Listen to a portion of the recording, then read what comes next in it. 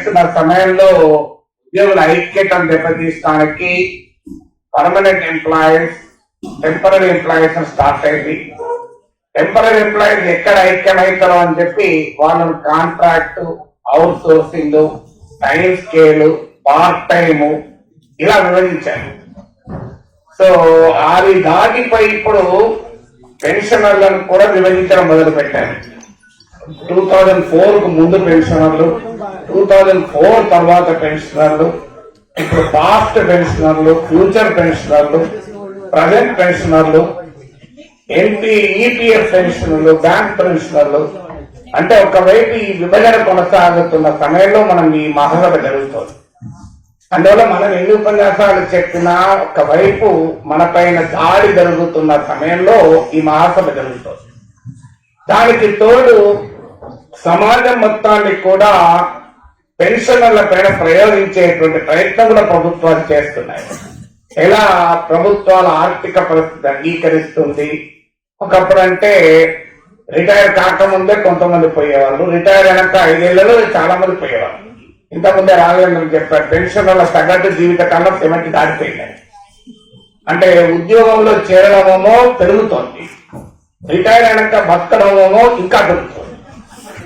ఉద్యోగంలో ఒకప్పుడు 20 ఏళ్ళు, 17 ఏళ్ళు, 18 ఏళ్ళు చేరేవాళ్ళు. మా నాన్న 17 ఏళ్ళ ఉద్యోగంలో చేరాడు, 55 ఏళ్ళలో రిటైర్ అయ్యాడు. అంటే 41 ఇయర్స్ పనిచేశాడు.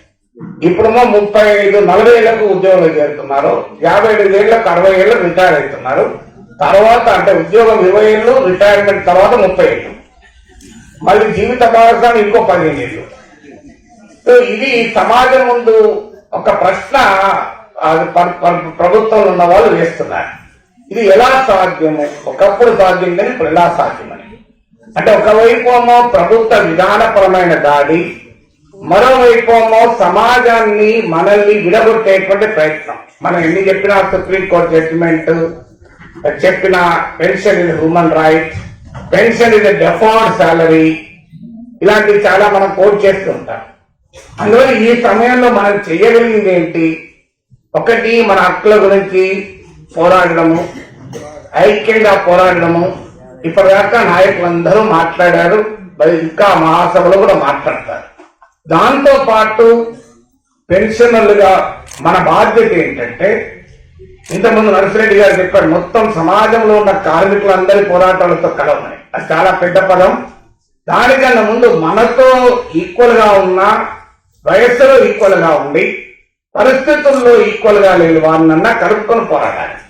అందువల్ల ఈ సంఘం కేవలం పెన్షనర్లు, రిటైర్డ్ ఎంప్లాయీస్ కాదు, ఎంటైర్ సీనియర్ సిటిజన్స్ ఉద్యమానికి నాయకత్వం వహించగలిగారు.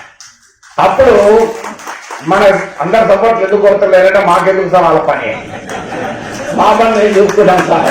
ఇప్పుడు అక్కడే సంవత్సరం మొదలైంది. నర్సిరెడ్డి గారు చాలా పెద్ద బాధ్యత పెట్టారు, మొత్తం కార్మికులందరూ కలుపుకోమని. నేను కార్మికులు కలుపుకో అన్నది 60,000 దాకా కలుపుకోమని అంతే.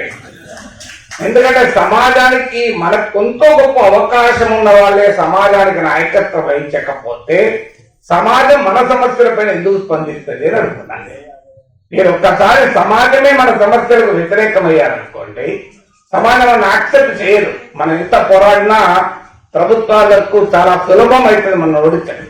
అందువల్ల అవర్ ఓన్ ఇంట్రెస్ట్ కూడా ఏం చేయాలంటే ప్రజలు కలుపుకోవాలి. అందువల్ల మీరు పెన్షన్ల పోరాటాలు, సమస్యలపైన నాయకులు మాట్లాడాలి, ఆ జరుగుతుంది, నేను వెళ్ళడం లేదు. వారితో నేను కూడా అనేక సార్లు మాట్లాడిన వాళ్ళని. కానీ letters think about entire senior citizen సమాజానికి ఏ రకమైన నాయకత్వం పెన్షనర్ల సంఘం ఇవ్వగలుగుతుంది. ఇవాళ దేశంలో ఏ రకమైన పెన్షన్ లేని వాళ్ళు ప్రభుత్వ లెక్కల ప్రకారమే 78%. ఇక ఓపీఎస్ కాని వాళ్ళు ఎంతమంది, ఎన్పిఎస్ కాని వాళ్ళు ఎంతమంది, ఈపీఎఫ్ పెన్షనర్లు వాళ్ళని పెన్షనర్లు కూడా అనరు.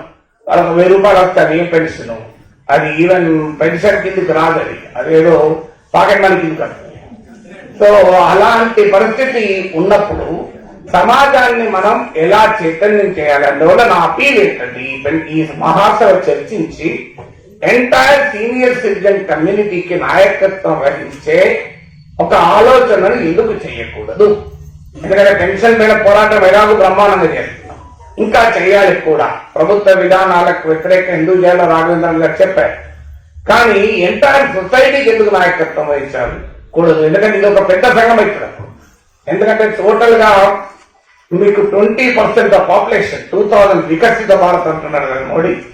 వికసిత భారత్ కు ఆ సమయానికి వికసించిన వయసున్న వాళ్ళు 20% ఉంటారు. అందులో వీళ్ళకి శక్తి సామర్థ్యాలు కూడా ఉన్నాయి. అందుకే ఈ డెమోగ్రఫర్స్ ఇప్పుడు మార్చేశారు. ఒకప్పుడు ఓల్డ్ ఏజ్ కు 60 ఏళ్ళు దాటితే ఓల్డ్ ఏజ్ అనేవాళ్ళు. ఇప్పుడు అలా కాదు. 60 నుంచి 80 వరకు యంగ్ ఓల్డ్, 80 తర్వాత ఓల్డ్ ఓల్డ్. సో ఇందులో మెజారిటీ యంగ్ ఓల్డ్ ఉన్నాం మనం. నేను మా యూట్యూబ్ ఛానల్ ఒక వీడియో పెడితే మోర్ దెన్ 1 మిలియన్ పీపుల్ చూస్తాను, 10 లక్షల మంది కన్నా. అంటే ఎంతమంది మేము ఓల్డ్ కాదు అని అనిపించుకోదలుచుకున్నారో దాన్ని బట్టి అర్థం. చూడండి, నేను యంగ్ ఓల్డ్ అడుగుతూ ఎంతమంది సపోర్ట్ పెట్టారు, ఓల్డ్ ఓల్డ్ తప్ప ఇంకోలాగా పెట్టాను. ఎందుకంటే జనంకి ఓల్డ్ ఏజ్ అంటే అంత భయం. అందువల్ల మనకి ఎనర్జీ ఉంది. ఇప్పుడు ఎనర్జీ ఉంది కనుక ఇప్పుడు నాకు 62 ఏళ్ళు, నేను ఇప్పటికీ 17 అవర్స్ పనిచేస్తున్నా. మార్నింగ్ 7 నుంచి రాత్రి 11 దాకా చదవడము, రాయడము, మాట్లాడడం. రోజు 2 గంటలు మాట్లాడుతుంది ఇప్పటికీ. సో ఎక్కడ నాకేమి ఎనర్జీ తగ్గలేదు. ఎందువల్ల ఆ రకమైన పరిస్థితి వస్తుంది. రాబోయే కాలంలో మీకు ఒక పెద్ద డెమోగ్రాఫిక్ ట్రాన్సిషన్ ఏంటంటే, India is not only young nation, it is old nation కాబోతుంది. ఇప్పుడు మన 2023లో సగటు జీవిత కాలం 72 ఇయర్స్. 2045 నాటికి 77 ఇయర్స్ ఉంటుంది సగటు జీవిత కాలం. 2080 నాటికి 83 ఇయర్స్ ఉంటుంది లైఫ్ ఎక్స్పెక్టెన్సీ. అంటే 83 ఇయర్స్ అప్పటి వరకు అంటే రామయ్య సార్ లాగా 100 ఏళ్ళు బతికే వాళ్ళం దాదాపు 20-30% ఉంటాం. సో 100 ఇయర్స్ బతుకుతుంటే కామన్ అయిపోతుంది. సో అందువల్ల ఆ స్థాయికి మారిపోతుంది. కానీ అన్ఫార్చునేట్ ట్రెండ్ ఏంటంటే మార్టాలిటీ తగ్గుతోంది, మార్బిడిటీ పెరుగుతోంది. మార్బిడిటీ అంటే అనారోగ్యం, అంటే క్వాలిటీ ఆఫ్ లైఫ్ ఏమో తగ్గుతోంది, లైఫ్ ఎక్స్పెక్టెన్సీ ఏమో పెరుగుతోంది. ఇది ఒక పెద్ద ఛాలెంజ్. అందులో ఈ ఛాలెంజ్ ఎదుర్కోవటానికి entire old people, young old కానీ, ఓల్డ్ ఓల్డ్ కానీ, పెన్షనర్లు కానీ, నాన్ పెన్షనర్స్ కానీ, వీళ్ళందరి ఇష్యూస్ పైన మనము ఎందుకు ఫైట్ చేయకూడదు? ఇప్పుడు ఉదాహరణకు ఓల్డ్ ఏజ్ లో కావాల్సిన అవసరాలు ఏంటి? మా అమ్మ 83 ఇయర్స్, ఆమె ఎన్నిసార్లు రమ్మన్నా బయటకు వచ్చే సోఫాలో కూర్చో అమ్మా, ఎప్పటికి ఎందుకు ఆ బెడ్ దగ్గర కూర్చుంటావు, బెడ్ మీద పంటావు అని అనేవాళ్ళు. ఆమె ఎప్పుడు కూర్చోది కాదు. ఓసారి మా మిసెస్ స్టడీ చేసింది, అర్థం ఎందుకు కూర్చుంటలేదు అని. ఆమె చెప్తలేదు, కానీ అసలు ఏంటి అని స్టడీ చేసి ఒక అర్థమైంది ఏంటంటే సోఫాకి వెళ్ళి వస్తలేదు. లేవడానికి ప్రతిసారి వాడిని పిలిచి లేపించుకోవడం ఇష్టం లేక, తాను లేవలేకపోతున్నానని చెప్పదలుచుకోక అసలు బయటకు వస్తలేదు, సోఫాలు కూర్చుంటలేదు. వెంటనే ఒక ఆన్లైన్ లో ఆర్డర్ ఇచ్చాం, ఒక ఇలా పట్టుకొని వేసేది. అప్పటి నుంచి రోజు వచ్చి అర్ధగంట కూర్చొని పోతుంది. అంటే ఇక్కడ ఉదాహరణ ఎందుకు చెప్పాను, ఓల్డ్ పీపుల్ ఉండే అన్స్పోకెన్ నీడ్స్ ఉంటాయి. వాళ్ళు చెప్పడానికి అంగీకరించారు, వాళ్ళు చెప్పదలుచుకొని. ఇలా టెక్నాలజీ బాగా డెవలప్ అవుతుంది. మీకు మన దగ్గర అంటే కనీసం కేర్ గివర్ దొరుకుతారు. అమెరికాలో అయితే కేర్ లేదు, గివర్ లేదు. అక్కడ టెక్నాలజీ, ఒక మంచం ఇలా బటన్ నొక్కితే లేస్తుంది, ఆ బటన్ నొక్కితే లేదు, నువ్వు కూర్చోవచ్చు. ఎంతమంది మా ఓల్డ్ పీపుల్కి బటన్ ఇలాంటి మంచాలు అందుబాటులో ఉన్నాయి.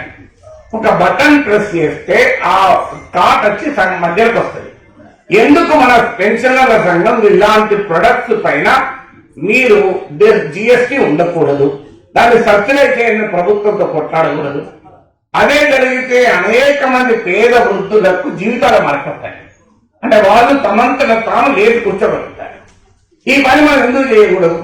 మన పెన్షన్ గురించి పోరాడినంత కాలం మనతో సమాజం రాదు. సమాజంలో వృద్ధులందరి తరఫున పోరాటం మొదలు పెట్టామనుకోండి, ఇలాంటి పెన్షన్లు ఇంకొంతమంది ఉంటే మా జీవితాలు బాగుపడతాయా అని ప్రజలు అనుకుంటారు. ఆ రకంగా మా ప్రజలకు అవకాశం ఇవ్వాలి. సో టెక్నాలజీని ఎలా డెవలప్ చేయొచ్చు? ఇవాళ ఆధునిక టెక్నాలజీతో ఓల్డ్ ఏజ్ అయితే ఆపలేదు, కానీ ఓల్డ్ ఏజ్ లో కూడా ఉండగలిగేటువంటి పరిస్థితులు తీసుకురాగలం. సో అందువల్ల ఆ రకమైన అంటే ఓల్డ్ ఏజ్ లో ఉండే మొబిలిటీ ఇష్యూస్ అడ్రస్ చేసేది. ఒక చిన్న ఉదాహరణ చెప్తాను. ఇవాళ ఒక టెస్ట్ చేయించాలి అంటే, ఒక ఎక్స్రే తీయించాలి. మా అమ్మ మొన్న పడిపోయింది. ఎక్స్రే తీయించాలి అంటే మా అమ్మని తీసుకెళ్లి, నడవడం కష్టం, వాకర్ పట్టుకొని నడుస్తూ ఉంటుంది. ఒక కేర్ టేకర్ కూడా పెట్టాం. కానీ ఆమెను తీసుకెళ్ళాలని ఆమెకు చాలా ఇబ్బంది, మనకు ఇబ్బంది. అదే ఇంటికి ఎక్స్రే పిలిపిస్తే ఒక 2,500 తీసుకుని ఇంట్లో ఎక్స్రే తీసి డాక్టర్ పంపించాం. సో ఈ దేశంలో ఎంతమంది వృద్ధ తల్లిదండ్రులకు పిల్లలు ఒక హోమ్ కేర్ ఎక్స్రే ఎక్స్పోర్ట్ చేయగలుగుతారు? సో ఇది ఎందుకు చేయలేము మన ప్రభుత్వం ఎందుకు డిమాండ్ పెట్టకూడదు? అయ్యా మొబైల్ డయాగ్నాస్టిక్ సెంటర్స్ పెట్టండి, సామాన్యుడికి కూడా అందుబాటులో ఉండేలా. ఇది కొన్ని కోట్ల మంది, లక్షలాది మంది వృద్ధుల జీవితాలకు బాగు తెస్తుంది. కష్టపడి ఆ డయాగ్నాస్టిక్ సెంటర్ పోలేదు వాళ్ళు. సో ఇలా ఐడెంటిఫై చేయండి, మొత్తం సీనియర్ సిటిజన్ల సమస్యలు ఏంటి, వాటిని ఎలా ఎదుర్కోవాలి. అదే కాకుండా ఏ డబ్బులు కూడా అవసరం లేదు. ఇవాళ చాలా మంది ఇళ్లలో ప్రాబ్లం ఏంటంటే ఓల్డ్ పీపుల్ కు ఒక 15 నిమిషాలు మాట్లాడేవాడు దొరుకుతలేదు. ఎంతమంది, నేను అందుకే అపీల్ చేస్తున్నాను. నేను ఇప్పటికీ కూడా నాకు ఎంత పని ఉన్నా ఒక 20 నిమిషాలు మా అమ్మ దగ్గర కూర్చొని అవసరం ఉన్న ఏమి మాట్లాడి బయట వస్తా. ఆయన ఏమని చెప్పండి ఇంటుంటా. మా అమ్మ పెన్షన్, మా అమ్మకు డబ్బులు అవసరం లేదు. ఆమె కావాలంటే నన్నే పోషించారు. సో ఆమెకైతే పెన్షన్తో. కానీ ఆమెకు కావాల్సింది ఏంటి? ఆమె మాట వినాలి. ఆ మాట వినటానికి ఒక మనిషి దొరుకుతాడు. చూడండి ఎంత సమస్య. ఇది చాలా మంది వృద్ధుల సమస్య, ఒక్కరి సమస్య కాదు. మనకు వాళ్ళు చెప్పుకోలేదు. ఎవరినాలి? కొడుకున్నాడు, కోడలు విన్నాడు, మనవడు విన్నాడు, మనవరాలు విన్నాడు, అందరూ బిజీ. అందువల్ల ఒక సమాజంలో ఒక అప్పీల్, అయ్యా మీ ఇంట్లో ఉన్న పెద్దవారితో రోజు ఒక 15 నిమిషాలు మాట్లాడండి. Speak for 15 minutes with your parents or grandparents అని కనుక పెట్టామనుకోండి రూల్, ఒక ఆలోచన, మన పెన్షన్ల సంఘం పట్ల గౌరవం పెరుగుతుంది. అబ్బా ఇంతమంది నినాదం ఇచ్చారయ్యా, సో దీనికి డబ్బు లేదు, సో దీనికి 5 పైసలు ఖర్చు లేదు. అందువల్ల నా రిక్వెస్ట్ ఏంటంటే ఏ రకమైన పాలసీస్ మీరు చిన్న ఇంకొక ఉదాహరణ చెప్తాను. ఇక్కడ ఎయిర్పోర్ట్కి వెళ్ళారనుకోండి, చాలా సుఖంగా మీకు వీల్ చైర్ ఉంటుంది. మీకు అందరూ తెలుసు, అమెరికాకు వెళ్లే వాళ్ళలో సగం మంది మోకాళ్ళ నొప్పులు లేకపోయినా నటించి వీల్ చైర్ బుక్ చేసుకుంటారు. ఎందుకు బుక్ చేసుకున్నారంటే ఆ ఇమిగ్రేషన్ దగ్గర తొందరగా అవుతుంది, ఎక్కడ వెయిట్ చేయాల్సిన అవసరం లేదు, అది ఏందో తెలుసుకోవాల్సిన అవసరం లేదు. దుబాయ్ ఎయిర్పోర్ట్ ఏ టర్మినల్ అలా కూర్చుంటే వాళ్ళతో బుక్ వెళ్ళిపోయాను. అసలు మీకు వీల్ చైర్ లో వెళ్లే వాళ్ళు సగం మంది నిజంగా వీల్ చైర్ అవసరం ఉండదు మనకు, అది వెళ్తూ ఉంటారు. ఎయిర్పోర్ట్ లో ఇంత సౌఖ్యం ఉంది, కానీ రైల్వే స్టేషన్ వీల్ చైర్ దొరుకుతుందా? వీల్ చైర్ కావాలని Secunderabad railway station general manager కార్యాలయం ముందు మన పెన్షన్ ఎందుకు దమా చేయకూడదు? ఏం అసాధ్యమా? తిరుపతి పెడుతుంది, ఒక 100 వీల్ చైర్లు పెట్టి 100 మనుషులు పెట్టండి. ఎంత ఖర్చు అవుతుంది? దానికి 100 రూపాయలు ఖర్చు అవుతుంది. ఎంత అవుతుంది అంటే సింగల్గా మీకు మనం ఎందుకు డిమాండ్ చేయకూడదు? బస్ స్టాండ్ లో ఒక 50 వీల్ చైర్లు పెట్టామని ఎందుకు డిమాండ్ చేయకూడదు? కనీసం వీల్ చైర్ పెడితే వర్కర్ లేకుండా మనమన్నా తీసుకెళ్ళచ్చు లాక్కుంటా. కానీ ఎక్కడ ఎంత నీకు అందువల్ల ఇవాళ కారు ఉన్నాడు, డబ్బులు ఉన్నాడు, కారులోనే వీల్ చైర్ పెట్టుకుని పోతాడు. కానీ ఈ సామాన్యుడు ఇలాంటి డిమాండ్ పెట్టడం వల్ల పెన్షనర్ల సంఘం పట్ల మొత్తం సమాజమే పాజిటివ్ ఆలోచిస్తుంది. కరెక్ట్, ఇది కష్టం కూడా కాదు మనం సాధించడం. మీకు ఆర్టీసీ బస్ భవన్ ముందు ప్రతి బస్ స్టాండ్ లో 5 వీల్ చైర్లు మినిమం ఉండాలి. చిన్నదైతే పెద్దదైతే 20 ఉండాలి. ఏమైతే ఎదగలుగుతుంది దీనికి? ఇలా ఆర్టీసీ పెట్టాలి, ఇది ఎఫర్ట్ చేయలేదా? అన్ఫార్చునేట్ ఎవరు అడగడం లేదు, మనం కూడా అడుగుతుంది. విచిత్రం మరి ఈ డిమాండ్ పెట్టామనుకోండి ఎంతో మందికి ఉపయోగపడుతుంది కదా. సో ఇలా ఆలోచించండి. నా రిక్వెస్ట్ ఏంటంటే అసలు ఓల్డ్ పీపుల్ ఒక పాలసీ ఏంటి, పెన్షనర్ల సంఘం ఒక లార్జర్ పాలసీ డిబేట్ మొదలు పెట్టండి. తెలంగాణలో ఏ రకమైన పాలసీ కావాలి? ఇప్పుడు మీకు ఉదాహరణకు మన యూత్ యంగ్ ఏజ్ లో ఉన్నప్పుడు ఏం చేస్తాం? బ్యాంక్ లోన్ తీసుకుని ఇల్లు కడతాం, ఒక ఈఎంఐ కడుతూ ఉంటాం. కానీ రిటైర్డ్ ఏజ్ వచ్చే వరకు ఏమవుతుంది? చాలా మందికి ఇల్లు ఉంటుంది, నెలసరి ఆదాయం ఉంటుంది. పెన్షన్ లేని వారికి ఆస్తులు ఉంటే నెలసరి ఆదాయం ఉంటుంది. బ్యాంకులో ఒక స్కీమ్ ఉంది, చాలా ప్రామినెంట్ కాదు. అంటే ఈఎంఐ కట్టి ఇల్లు ఓనర్ అయినట్టు ఇల్లు ఓనరు ఈఎంఐ కాగా బ్యాంకు డబ్బులు ఎందుకు ఇవ్వకూడదు? ఐ థింక్ ఈ స్కీమ్ ఉంది, ఇక్కడ ఎవరికి తెలియదు, పాపులర్ కాదు. అంటే నాకు 2 కోట్ల రూపాయలు హైదరాబాద్ లో ఎవరి నార్మల్ అపార్ట్మెంట్ కూడా 1 కోటి రూపాయలు. ఈ 1 కోటి రూపాయలు నా దగ్గర ఇల్లు ఉంది, అపార్ట్మెంట్ ఉంది, కొనుక్కున్నాను వయసులో ఉన్నప్పుడు. నేను ఇప్పుడు రిటైర్ అయ్యాను, పెన్షన్ లేదు, ఈపీఎఫ్ ఇస్తున్నారు, 1000 రూపాయలు వస్తుంది. కానీ నాకు వేరే ఆదాయం లేదు, పిల్లల మీద ఆధారపడదలుచుకోలేదు. ఏం చేయాలి? ఆ తర్వాత పిల్లలకి ఆస్తి వెళ్తారు, తర్వాత ఎవరికి కావాలి ఆస్తి? అయ్యా ఇదే అపార్ట్మెంట్ తీసుకెళ్ళి బ్యాంక్ లో పెడితే రివర్స్ మాత్రం ఎవ్రీ మంత్ ఈఎంఐ ఇవ్వాలి. ఆ తర్వాత అపార్ట్మెంట్ బ్యాంక్ తీసుకుంటుంది లేదా అమ్ముకోవడం ఖర్చు తీస్తుంది. ఇలాంటి స్కీమ్లు ఎందుకు రాకూడదు? సో అందువల్ల ఈ మహాసభ నా అపీల్ ఏంటంటే అసలు లార్జర్ ఓల్డ్ పీపుల్ పాలసీస్ ఏముండాలి, జెరియాట్రిక్ హెల్త్ కేర్ లో ఏ మార్పు రావాలి, టెక్నాలజీ ఏ రకమైన టెక్నాలజీ డెవలప్మెంట్ కేంద్రీకరించాలి, ఏ రకమైన ప్రొడక్ట్స్ పైన జిఎస్టీ ఉండకూడదు, ఏ రకమైన ఓల్డ్ పీపుల్ వాడేటువంటి వాటిపైన ఎలా మీకు జిఎస్టీ రద్దు చేయాలి, ఇలాంటివి ఆలోచించి ఒక పాలసీని కనుక మనం ప్రభుత్వాల ముందు పెట్టగలిగితే ఎంటైర్ వృద్ధ జనాభా ఓల్డ్ పీపుల్, యంగ్ ఓల్డ్ అందరినీ కలుపుకొని ఒక విశాలమైన ప్రజా ఉద్యమం నిర్మించడానికి అవకాశం ఉంటుంది. అప్పుడు ఖచ్చితంగా వాళ్ళు అయ్యా ఈ రిటైర్డ్ పీపుల్ ఉన్నారు కనుకనే వీళ్ళు ఓపీఎస్ వాళ్ళు వీళ్ళకి కొద్దిగా కడుపు నిండున్నారు కనుక మా గురించి కూడా ఆలోచించారు అనుకుంటారు. ఎంతకాలం నా పెన్షన్ మోర్ దెన్ 1 lakh అంటే కొత్తగా అసిస్టెంట్ ప్రొఫెసర్ గా జాయిన్ అయిన వారి జీతం కన్నా నాకు ఎక్కువ పెన్షన్. మరి నన్ను ఎక్కువ కొత్తగా అసిస్టెంట్ ప్రొఫెసర్ ఎందుకు యాక్సెప్ట్ చేస్తాడు? నీకు ఏం రోగమయ్యా పాఠం చెప్పకపోయినా ₹1,00,000 వస్తాను. నేను అనొచ్చు, నేను 40,000 పాఠం చెప్పినా నకా జడ్జ్మెంట్ చూడు, అది హ్యూమన్ రైట్, ఇది డెఫర్డ్ శాలరీ, అవన్నీ కథలు వర్తిస్తూ మా అమ్మగచ్చే పెన్షన్ కొత్తగా ఉపాధ్యాయులుగా అపాయింట్ అయ్యే వరకు ఎక్కువ. మరి ఇలా వచ్చినప్పుడు సమాజం మన వైపు ఎందుకు నడిపించాలి? ఇప్పుడు నేను మాట్లాడింది నిన్న పెన్షన్ రాని వాడు కూడా నాగేశ్వర్ 1,00,000 కాదు 2 లక్షల పెన్షన్ ఎక్కువ ఉపయోగం మా గురించి ఆలోచిస్తున్నట్టు. సో అందువల్ల మనం సమాజానికి నాయకత్వం వహించడం, మనతో పాటు పెన్షన్ లేని యూనివర్సల్ పెన్షన్ మినిమం వేజ్ లో సగం సంబంధం లేకుండా ప్రతి ఒక్కరికి పెన్షన్ ఇవ్వాలి. నేపాల్, కెనియా, కాట్రమెడా లాంటి దేశాల్లో ఉంది. మొత్తం ప్రజలందరికీ, దేశంలో ఉన్న వృద్ధులందరికీ మినిమం వేజ్ లో సగం పెన్షన్ ఇవ్వాలి అనే ఒక డిమాండ్ తో యూనివర్సల్ పెన్షన్ ఎంత ఖర్చు అవుతుంది? 12 బిగ్ కంపెనీలకు హెయిర్ కట్ పేరిట వాళ్ళ అప్పుల్లో ఇచ్చిన రాయితీతో సమానం. అందువల్ల ఈ డిమాండ్ ముందు పెట్టి సమస్త ప్రజానీకానికి మన నాయకత్వం వహించగలిగితే ఈ సంఘం పరిధి విస్తృతమైనది. మనం మరింత సమాజానికి బాధ్యత కలిగిన వాళ్ళమైతాం.